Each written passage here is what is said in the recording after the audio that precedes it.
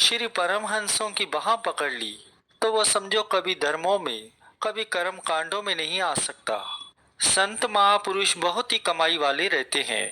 वे हमें एक वचन बोला करते हैं कि हम एक चीज में मात खा गए हैं। एक चीज की वजह से, सिर्फ एक चीज की वजह से हम सब मात खा गए हैं। सिमरन करते हुए, नाम जपते हुए, सेवा करते हुए भी।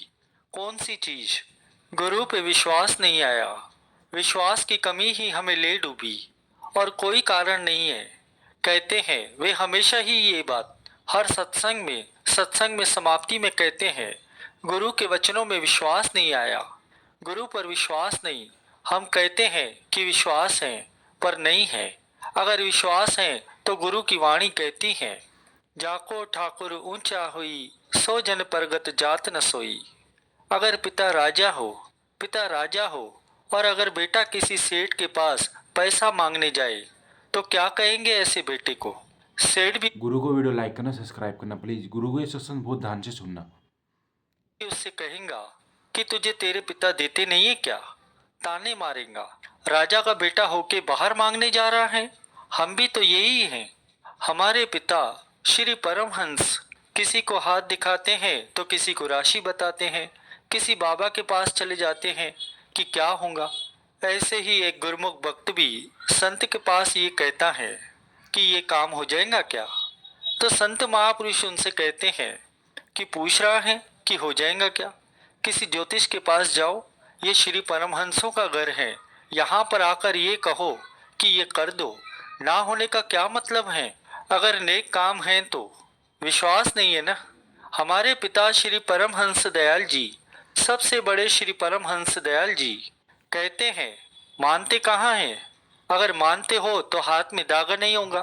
अगर मानते हो तो हाथ में अंगूठी में नग नहीं होगा। अगर मानते हो तो काला टीका नहीं लगाएंगे बच्चे को। रक्षा करने वाले तो श्री परमहंस दयाल जी हैं, तो ये काला टीका क्या करेगा? काला धागा क्या करेगा? जब माता के गर्भ में था तो कौन सा काला टीका लगाया हुआ था? कौन सा धागा बंधा हुआ था? वहां पर श्री परमहंसों ने रक्षा की, सिमरन ने रक्षा की, नाम ने रक्षा की।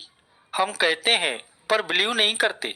संत महापुरुष अपने वचनों में यही फरमाते आते हैं कि हम एक बात की वजह से फेल हो गए, खाली रह गए, भिखारी बन गए, सिर्फ एक बात की वजह से। वेद शास्त्र और गुरु की वाणियां भी ये कहती हैं कि सर्व रोग का औषध नाम। जितने भी रोग हैं संसार में, शारीरिक हो या मानसिक हो या आत्मिक हो, सबका इलाज एक ही है, नाम। पर हमें विश्वास कहाँ?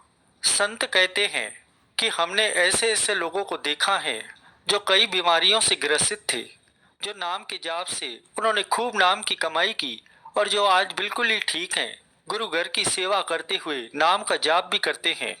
इस नाम ने सैकड़ों लोगों की कई कई बीमारियों को ठीक किया है।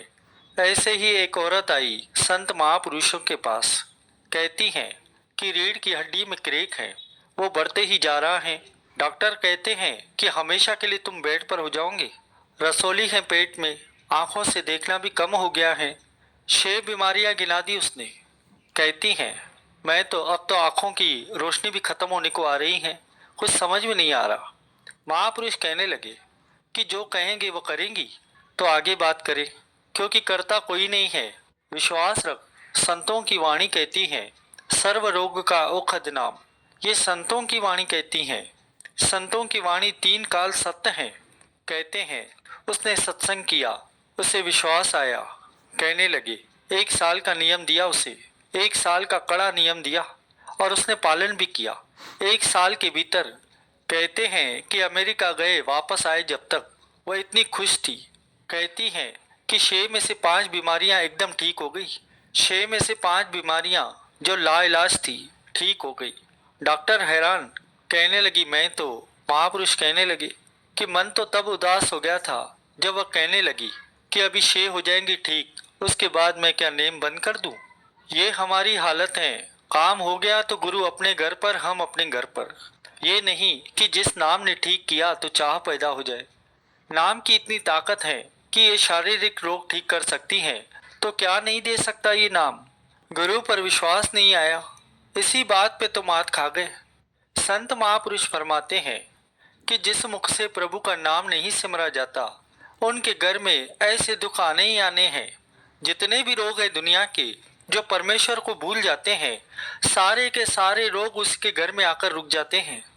वाणी कहती है कि जे तन नाम विसर जाए तो तन पक्का रोग लग जाए।